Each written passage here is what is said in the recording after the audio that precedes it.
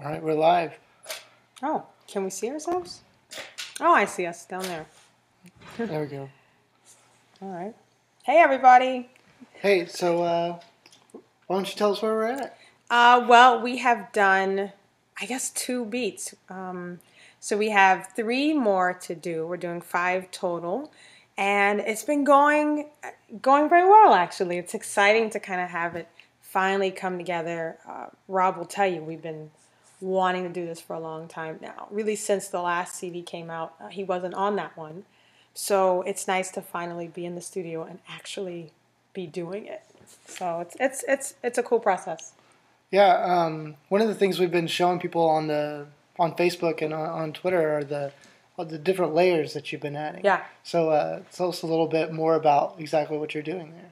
Well, I mean, Rob, lurking in the background.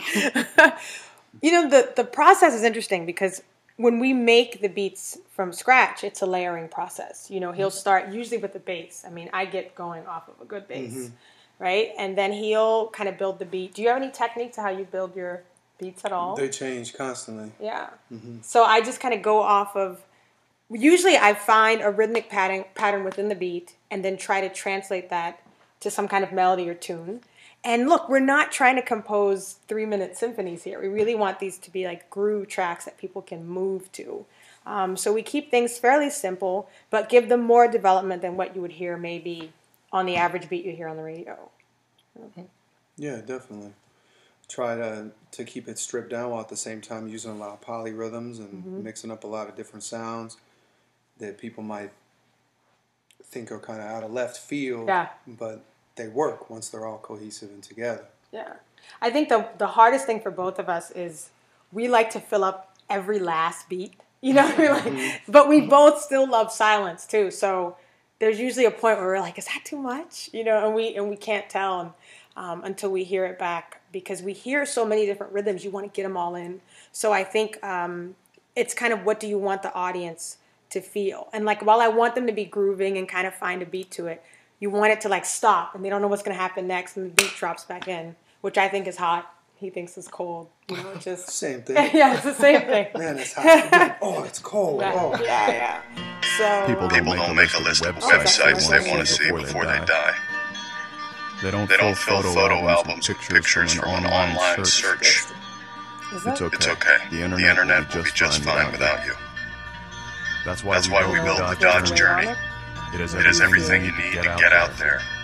Somewhere. Like on Facebook, Anywhere. Think of it as a search engine for the worldwide world. Let's talk about breakbeat really quickly. Here's a deodorant called Axe. Spray it under your arms and across your chest to stay fresh all day. I know you're not touching my mannequin. Axe, the smell the ladies love. Okay, hopefully that's it. Okay. Did you say you have some? Yeah, well, next we have, we have these funky names for all of the beats. The first one we did, we just call it 7/8, and I call it Annie because parts of it reminds me of Annie the musical. Nobody else seems to hear that but me. It's a hard knock life. Yeah, exactly. Yeah. And then we have a piece that we called Roller Rink. You know, those of you who ever used to go to roller rinks, if people like moving real smooth and stuff. That's Crazy legs. Yeah, in the loose backwards lace. skating. That's Yeah. what that's for. Loose lace skates. And each of the beats have like a mood they should put you in. And the roller rink is kind of like the piece where you're in the club and you're holding your drink. For me, that's like sweet tea, you know, right? And you're holding it and people come in and you're like, hey, what's up? You know, you're just kind of chilling out. And the first beat's like should get you amped, make you want to dance. It's definitely on the upbeat.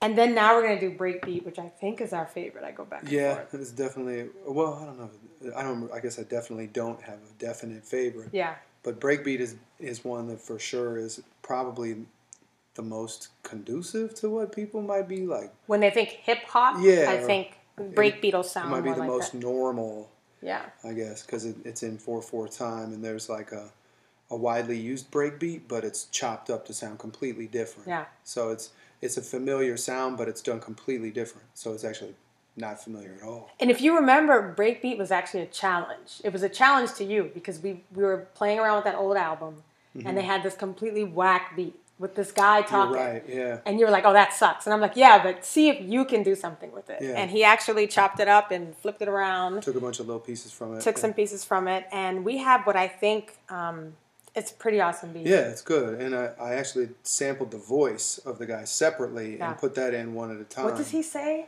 He just counts. 1, 1 and 2. Yeah. That's it.